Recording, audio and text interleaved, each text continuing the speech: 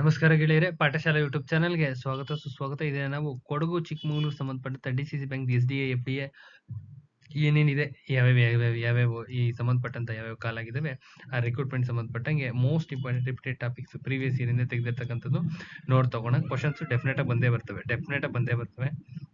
ಈ ಟಾಪಿಕ್ ಮೇಲೆ ಡೆಫಿನೆಟ್ ಆಗಿ ಬಂದೇ ಬರ್ತವೆ. ಸೊ ತಗೋಣ. ದಿಸ್ ಇಸ್ ಸಿಲೆಬಸ್ ಮೇಲೆ ಗಮನ ಇರಲಿ. ಎಕ್ಸಾಮ್ಸ್ ವೆರಿ ನಿಯರ್ ಇರೋ ಚಾನ್ಸಸ್ ಇರುತ್ತೆ. ಓದ್ಕೊಳ್ಳಿ ಎಲ್ಲರೂ ಅಂತ ಹೇಳ್ತಾ, ಕಾಂಟ್ಯಾಕ್ಟ್ ನಂಬರ್ ಏನಾದ್ರು PDF ಮೆಟೀರಿಯಲ್ ಅವಶ್ಯಕತೆ ಇದ್ರೆ ಈ ನಂಬರ್ ಕಾಂಟ್ಯಾಕ್ಟ್ ಮಾಡಿ ಅಂತ ಹೇಳ್ತಾ ಒಳಗಡೆ ಎಂಟರ್ ಆಗೋಣ. ಫಸ್ಟ್ ಕನ್ನಡ ನೋಡ್ತೋಗೋಣ. ಕನ್ನಡ ಅವ್ಯಯಗಳು ಟಾಪಿಕ್ ನೋಡ್ತೋಗೋಣ. ಕನ್ನಡ ಅವ್ಯಯಗಳು ಟಾಪಿಕ್.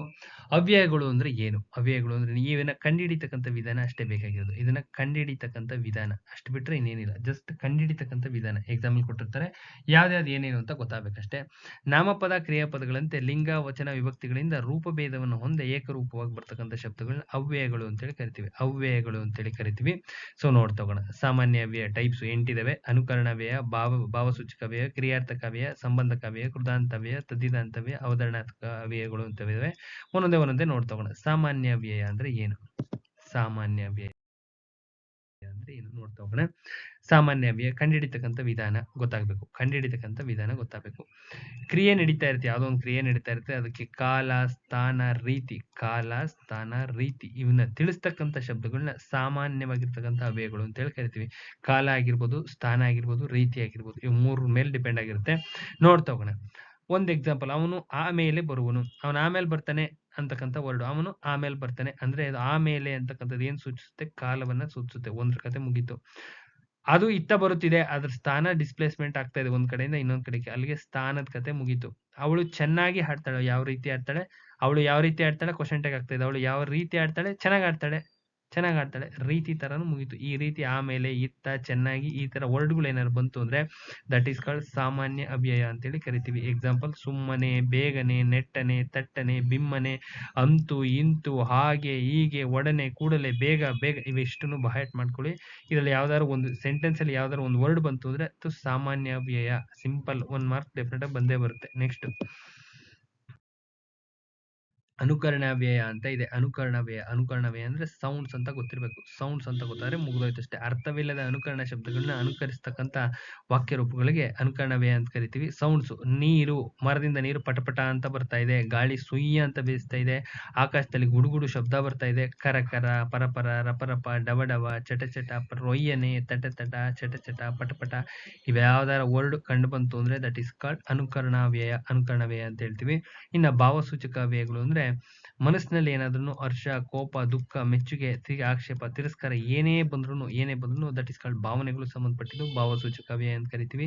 ಎಕ್ಸಾಂಪಲ್, ಅಯ್ಯೋ ದೇವರೇ, ಈ ದಯೆ ತೋರು, ಅಬ್ಬಾ ಇದು ಸಿಂಹವೇ, ಓಹೋ ರಾಮ ಇಂಥವನೇ, ಎಲೋ, ಅಯ್ಯೋ, ಓ, ಏ, ಓ, ಛೇ, ತೂ, ಬಲ, ಅಕಟಕಟ, ಅಬ್ಬ, ಅಹಹ, ಹಾಹ, ಎಲೆ, ಹಾಹ, ಅಕಟಕಟ, ಇವೆಲ್ಲಾನು ನಿಮ್ಮ ಭಾವನೆಗಳಿಗೆ ಸಂಬಂಧಪಟ್ಟಿರ್ತಕ್ಕಂಥದ್ದು. ನೆಕ್ಸ್ಟ್ ನೋಡ್ತಾ ಹೋಗೋಣ. ಆಂಟೋನಿಮ್ಸ್ ನೋಡ್ತಾ ಹೋಗೋಣ ಸ್ವಲ್ಪ ಡೈಲಿ ಪ್ರಾಕ್ಟೀಸ್ಗೆ. ಅಗ್ಯುಮೆನ್ ಅಂದ್ರೆ ಇಂಬೆಲಿಸಿಟ್ ಅಂತ. ಇದಕ್ಕೆ ಯಾವುದೇ ರೀತಿಯಾದಂಥ ಎಕ್ಸ್ಪ್ಲನೇಷನ್ ಬೇಡ, ಜಸ್ಟ್ ಪ್ರಾಕ್ಟೀಸ್ ಮಾಡ್ಬೇಕಷ್ಟೇ. ಎಕ್ಸ್ಪ್ಲಿಸಿಟ್ ಆಂಟೋನಿಮ್ಸ್ ವರ್ಡ್ ಇಂಪ್ಲೈಡ್ ಅಂತ. ಇನ್ನು ವಿರುಲೆಂಟ್ಗೆ ಹಾರ್ಮ್ಲೆಸ್ ಅಂತ. ವಿರುಲೆಂಟ್ ಅಂದ್ರೆ ತೀರಾ ಹಾರ್ಮ್ ಆಗಿರೋದು ಅಂತ, ಇದು ಹಾರ್ಮ್ಲೆಸ್ ಬರುತ್ತೆ.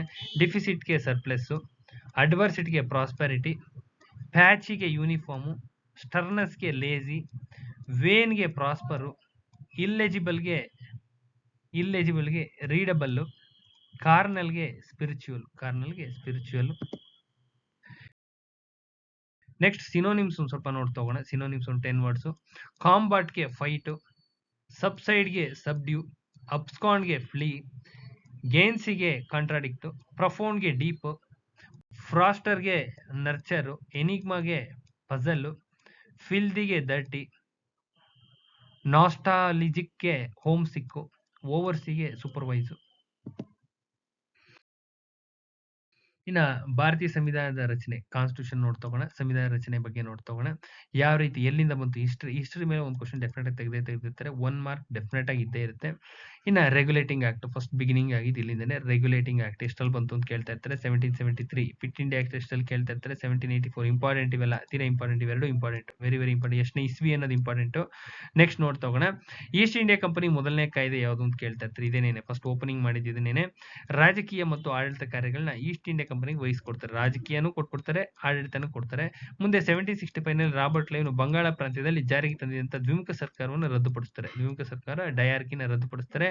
ಬಂಗಾಳದ ಗವರ್ನರ್ ಜನರಲ್ ಹುದ್ದೆನ ಬಂಗಾಳದ ಗವರ್ನರ್ ಅಷ್ಟೇ ಆಗಿರುತ್ತೆ ಬಿಗಿನಿಂಗು.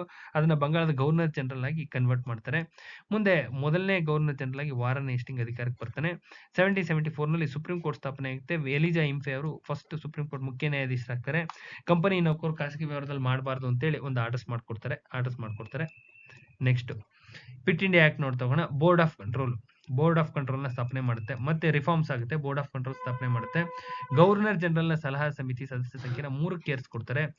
ಕಂಪನಿಯ ವಾಣಿಜ್ಯ ಮತ್ತು ಆಡಳಿತ ಕಾರ್ಯಗಳನ್ನ ಪ್ರತ್ಯೇಕಿಸುತ್ತೆ, ಡಿವೈಡ್ ಆಗ್ಬಿಡುತ್ತೆ. ಕಂಪನಿ ವಾಣಿಜ್ಯನೇ ಬೇರೆ, ಆಡಳಿತನೇ ಬೇರೆ ಅಂತ ಡಿವೈಡ್ ಮಾಡುತ್ತೆ. ಕಂಪನಿ ಭೂ ಪ್ರದೇಶಗಳನ್ನ ಪ್ರಥಮ ಬಾರಿಗೆ ಬ್ರಿಟಿಷ್ ಪೊಸೆಷನ್ ಇಂಡಿಯಾ ಅಂತ ಪ್ರದೇಶ ಅಂತೇಳಿ ಮಾಡ್ತಾರೆ.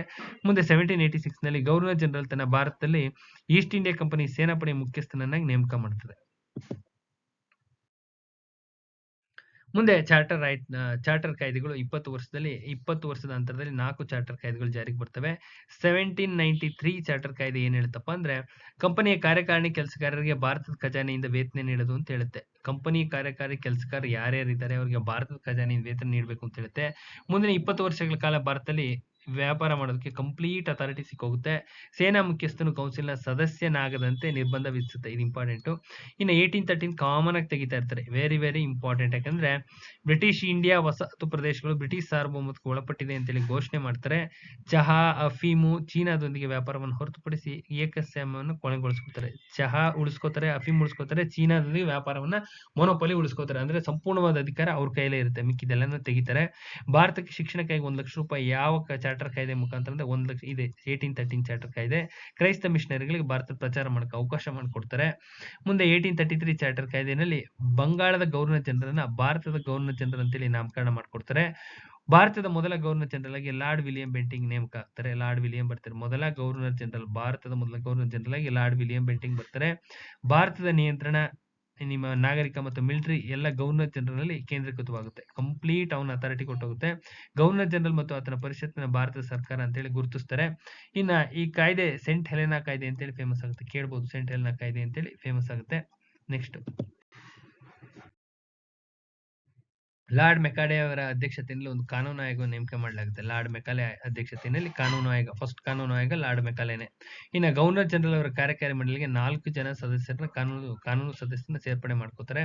ಇನ್ನು 1853 ಚಾರ್ಟರ್ ಕಾಯ್ದೆಯಲ್ಲಿ ಕೇಂದ್ರ ಶಾಸನ ಸಭೆಯನ್ನು ಸ್ಥಾಪನೆ ಮಾಡ್ತಾರೆ. ಕೇಂದ್ರ ಶಾಸನ ಸಭೆ ಸ್ಥಾಪನೆ ಆಗುತ್ತೆ. ಭಾರತೀಯ ಸಂವಿಧಾನಿಕ ಇತಿಹಾಸದಲ್ಲಿ ಒಂದು ಮೈಲಿಗಲ್ಲಿದು. ಕೇಂದ್ರ ಶಾಸನ ಸಭೆ ಎಲ್ಲಿ ಸ್ಥಾಪನೆ ಆಯಿತು? 1853 ಚಾರ್ಟರ್ ಆಕ್ಟ್ ಅಲ್ಲಿ ಆಗುತ್ತೆ. 6 ಜನ ಹೆಚ್ಚುವರಿ ಶಾಸಕರ ಸದಸ್ಯರನ್ನ ಗವರ್ನರ್ ಜನರಲ್ ಕೌನ್ಸಿಲ್ ಒದಗಿಸ್ತಾ ಬರುತ್ತೆ. ಇದನ್ನ ಲೆಜಿಸ್ಲೇಟಿವ್ ಕೌನ್ಸಿಲ್ ಅಂತ ಹೇಳಿ ಕರೀತಾರೆ. ನಿಮ್ಮ ಈ ಕೌನ್ಸಿಲ್ಗಳೆಲ್ಲ ಅಲ್ಲಿಂದಾನೇ ಬಿಗಿನಿಂಗ್ ಇನಿಷಿಯೇಷನ್ ಆಗಿದ್ದು. ನಾಗರಿಕ ಸೇವೆಗಳ ಸ್ಪರ್ಧಾತ್ಮಕ ಪರೀಕ್ಷೆನ ಪ್ರಾರಂಭಿಸ್ತಾರೆ. ಭಾರತೀಯರಿಗೆ ಅವಕಾಶ ಸಿಗುತ್ತೆ. ಇನ್ನು 1858 ಕಾಯ್ದೆ ಏನ್ ಹೇಳುತ್ತಪ್ಪ ಅಂದ್ರೆ, ಕಂಪನಿಯ ಆಡಳಿತವನ್ನ ಬ್ರಿಟನ್ನಿನ ರಾಣಿಯ ನೇರ ಆಡಳಿತಕ್ಕೆ ವರ್ಗಾವಣೆ ಮಾಡ್ತಾರೆ. ಬ್ರಿಟನ್ಗೆ ಇದು ದಂಗೆ ಆಗುತ್ತಲ್ಲ 1857 ದಂಗೆ ಆದ ನಂತರದಲ್ಲಿ ಇದು ಆಗೋ ಕಥೆ ಅಲ್ಲ ಅಂತೇಳಿ ಇವ್ರಿಗೆ ವಹಿಸ್ಬಿಡ್ತಾರೆ, ಬ್ರಿಟನ್ ರಾಣಿಗೆ ವಹಿಸ್ಕೊತಾರೆ. ಗವರ್ನರ್ ಜನರಲ್ ಹುದ್ದೆಯನ್ನು ರದ್ದುಗೊಳಿಸಿ ವೈಸ್ರಾಯ್ ಹುದ್ದೆ ಪ್ರಾರಂಭ ಆಗುತ್ತೆ. ಇವೆಲ್ಲ ಮೈಲಿಗಲ್ಲುಗಳು ಇಂಪಾರ್ಟೆಂಟ್. ವೈಸ್ರಾಯ್ ಲಾರ್ಡ್ ಕ್ಯಾನಿಂಗ್ ನೇಮಕ ಆಗ್ತಾನೆ. ಈ ಕಾಯ್ದೆ ಭಾರತದ ಮ್ಯಾಗ್ನಾ ಕಾರ್ಟ ಅಂತ ಹೇಳಿ ಕರೀತಾರೆ. ಕೋರ್ಟ್ ಆಫ್ ಡೈರೆಕ್ಟರ್ಸ್ ಮತ್ತು ಬೋರ್ಡ್ ಆಫ್ ಕಂಟ್ರೋಲ್ ನ ರದ್ದಾಗುತ್ತೆ. ಸೆಕ್ರೆಟರಿ ಸ್ಟೇಟ್ ಫಾರ್ ಇಂಡಿಯಾ ರಚನೆ ಆಗುತ್ತೆ. ಮುಂದೆ 1861 ಕಾಯ್ದೆ ಈ ಕಾರ್ಯಕಾರಿ ಸಮಿತಿಯಲ್ಲಿ ಭಾರತೀಯರನ್ನ ನಾಮಕರಣ ಮಾಡ್ಕೊಳ್ತಕ್ಕಂಥ ಅವಕಾಶ ಎಲ್ಲಿ ಪ್ರಥಮ ಬಾರಿ ಕೊಡ್ಲಾಯಿತು ಅಂತ ಕೇಳ್ತಾ ಇರ್ತಾರೆ. ಇದು ಇಂಪಾರ್ಟೆಂಟ್. ಭಾರತೀಯರು ಮೊದಲ ಬಾರಿಗೆ ಶಾಸನೀಯ ಮತ್ತು ಆಡಳಿತ ಕಾರ್ಯದಲ್ಲಿ ಪಾಲ್ಗೊಳ್ಳುವಂತಾಗುತ್ತೆ. ಯಾರ್ಯಾರು ಪಾಲ್ಗೊಂಡ್ರಪ್ಪ ಅಂದ್ರೆ, ಬನಾರಸ್ ರಾಜ, ಪಟಿಯಾಲ ರಾಜ, ಸರ್ ದಿನಕರ್ ರಾವ್ ಅವರು ವೈಸ್ರಾಯ್ ಲೆಜಿಸ್ಲೇಟಿವ್ ಕೌನ್ಸಿಲ್ಗೆ ನೇಮಕ ಆಗ್ತಾರೆ. ಇನ್ನ 1859 ಲಾರ್ಡ್ ಕ್ಯಾನಿಂಗ್ ನಿಂದ ಪರಿಚಯಿಸಲ್ಪಟ್ಟಂತ ಈ ಖಾತೆ ಪದ್ಧತಿಗೆ ಮಾನ್ಯತೆ ಸಿಗುತ್ತೆ. ಖಾತೆ ಪದ್ಧತಿ ಪ್ರಾರಂಭ ಆಗಿದೆ ಅಲ್ಲಿಂದ. ಇನ್ನು ನಿಮ್ಮ ಕೋಆಪರೇಟಿವ್ ಸ್ವಲ್ಪ ನೋಡ್ತಾ ಹೋಗೋದಾದ್ರೆ ಕೋಆಪರೇಟಿವ್ ಇಷ್ಟೇನೆ, ಇನ್ನೇನಿಲ್ಲ.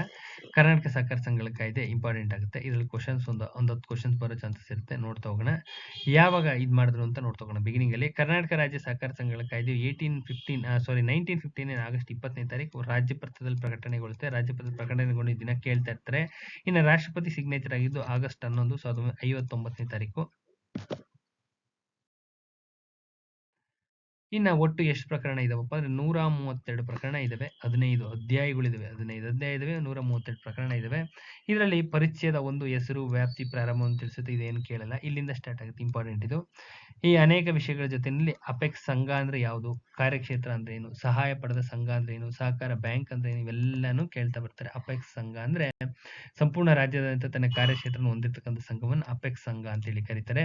ಇನ್ನ ಕಾರ್ಯಕ್ಷೇತ್ರ ಅಥವಾ ವ್ಯಾಪ್ತಿ ಅಂತ ಅಂದ್ರೆ ಸಂಘದ ಸದಸ್ಯತ್ವವನ್ನು ಯಾವ ಪ್ರದೇಶದಿಂದ ಪಡ್ಕೊಂಡಿರ್ತಾರೋ ಆ ಪ್ರದೇಶ ಅಂತ ಮೀನಿಂಗ್ ಬರುತ್ತೆ. ಯಾವ ಪ್ರದೇಶದಿಂದ ಪಡ್ಕೊಂಡಿರ್ತಾರೋ ಅದೇ ಪ್ರದೇಶ ಅಂತ ಮೀನಿಂಗ್ ಬರುತ್ತೆ. ಇನ್ನ A11 ಇದು 2A11 ಅಂತ. 2A11 ಸಹಾಯ ಪಡೆದ ಸಂಘ ಅಂದ್ರೆ ಸಹಕಾರದಿಂದ ಷೇರು ಸಹಾಯ, ಷೇರು ಬಂಡವಾಳ, ಸಾಲ, ಅನುದಾನ, ಸಾಲ ಮರುಪಾವತಿ ಮತ್ತು ಬಡ್ತಿಯ ಪಾವತಿಗಾಗಿ ಬಡ್ಡಿಯ ಪಾವತಿಗಾಗಿ ಸರ್ಕಾರದ ಖಾತ್ರಿ ರೂಪದಲ್ಲಿ ನೆರವನ್ನು ಪಡ್ಕೊಂಡಿರ್ತಕ್ಕಂಥ ಸಂಘ ಆಗಿರುತ್ತೆ. ಮುಂದೆ 2B1 ಅಂದ್ರೆ ಸಹಕಾರ ಸಂಘ ಬ್ಯಾಂಕ್ ಅಂದ್ರೆ ಬ್ಯಾಂಕೋದ್ಯಮ ವ್ಯವಹಾರ ನಿರ್ವಹಿಸ್ತಕ್ಕಂಥ ಒಂದು ಸಹಕಾರಿ ಸಂಸ್ಥೆ ಆಗಿರ್ತದೆ. ಇನ್ನ ಪರಿಚಯದ 4 ನೋಡ್ತಾ ಹೋಗೋದಾದ್ರೆ ನೋಂದಾಯಿಸಬಹುದಾದ ಸಂಘಗಳಿಗೆ ಸ್ಪಷ್ಟೀಕರಣ ನೀಡ್ತಾ ಹೋಗುತ್ತೆ. ಸಂಘ ಉನ್ನತಿ ಪಕ್ಕ ಇದೆ, ಇದು ಮಾಡ್ಬೋದು ಅಂತಿದ್ರೆ ಮಾತ್ರ ಪರ್ಮಿಷನ್ ಸಿಗುತ್ತೆ, ಇಲ್ಲಾಂದ್ರೆ ಪರ್ಮಿಷನ್ ಕೊಡೋದಿಲ್ಲ. ಅರ್ಥ ಆಯ್ತಾ? ಇಲ್ಲಿಗೆ ವಿಡಿಯೋನ ಎಂಡ್ ಮಾಡ್ತಾ ಇದೀನಿ. ವಿಡಿಯೋ ತುಂಬಾನೇ ಲೆಂತಿ ಆಗುತ್ತೆ ಅಂತ ಸ್ಟಾಪ್ ಮಾಡ್ತೀನಿ. ನಾಳೆ ಇನ್ನೊಂದು ವಿಡಿಯೋ ಜೊತೆ ಬರ್ತೀನಿ. ಕಂಟೆಂಟ್ ತುಂಬಾ ಪಕ್ಕಾ ಅಥೆಂಟಿಕೇಟೆಡ್ ಆಗಿದೆ, ಯುಟಿಲೈಸ್ ಮಾಡ್ಕೊಳ್ಳಿ ಅಂತ ಹೇಳ್ತಾ, ಯಾರಿಗಾರು PDF ಮೆಟೀರಿಯಲ್ ಅವಶ್ಯಕತೆ ಇದ್ರೆ ಮೆಸೇಜ್ ಮಾಡಿ ಅಂತ ಹೇಳ್ತಾ ವಿಡಿಯೋನ ಎಂಡ್ ಮಾಡ್ತೀನಿ. ನಮಸ್ಕಾರ.